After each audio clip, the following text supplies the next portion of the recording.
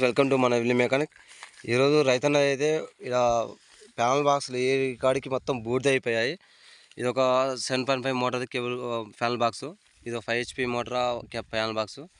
మొత్తం ఈ విధంగా కాలిపోవడం కారణం ఏంటంటే, ఇప్పుడు సమ్మర్ సమయం వచ్చింది కాబట్టి ఇక్కడ అంతా గడ్డి, చెత్త, మన చిత్తాల చెట్లు, ఆకులు అన్నీ ఉన్నాయి.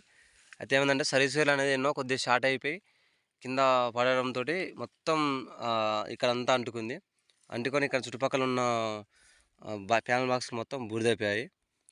ఇట్లా కావడం ఏంటంటే కిందంగా చెత్త ఉండి మొత్తం అది అంటుకొని మీదంగా ఉన్న ఫైబర్ బాక్స్ అంటుకొని టోటల్గా మొత్తం బూడిదైపోయినాయి.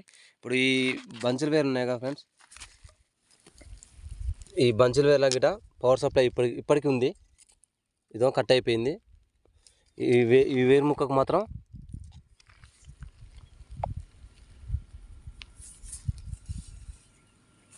ఇప్పుడు ఈ వేరుకు మొత్తం పవర్ సప్లై అయితే ఉంది.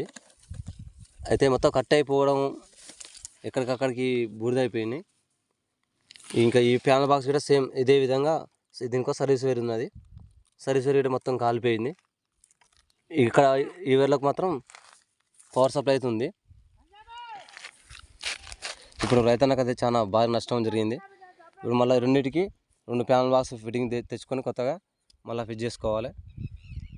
ఎప్పుడైనా సమ్మర్ సమయం వచ్చినప్పుడు ప్యానల్ బాక్సులు ఎప్పుడైనా పైన పెట్టుకున్నట్లయితే, బండలకైనా గుందలకైనా పెట్టుకున్నట్లయితే మనకి ఇలాంటి షార్ట్ సర్క్యూట్ అయినప్పుడు ప్యానల్ బాక్స్ కాలిపోకుండా ఉండే అవకాశం ఉంటుంది.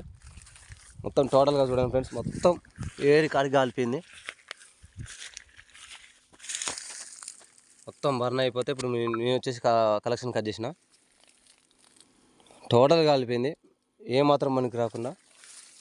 ఇప్పుడు రైతన్నకు 2 రోజుల సమయం వేస్ట్ అయిపోయింది. వాటర్ మొత్తం పొలం ఎంత ఎండిపోతుందని ఫోన్ చేయగానే మళ్ళీ వచ్చిన.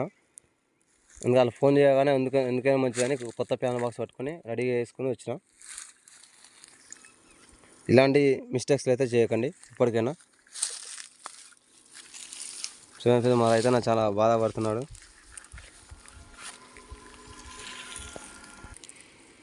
ఇలాంటి మిస్టేక్స్ ఎప్పుడైనా చేసినట్లయితే మళ్ళీ మనకే ప్రాణాలకు ప్రమాదం జరిగే అవకాశం ఉంటుంది.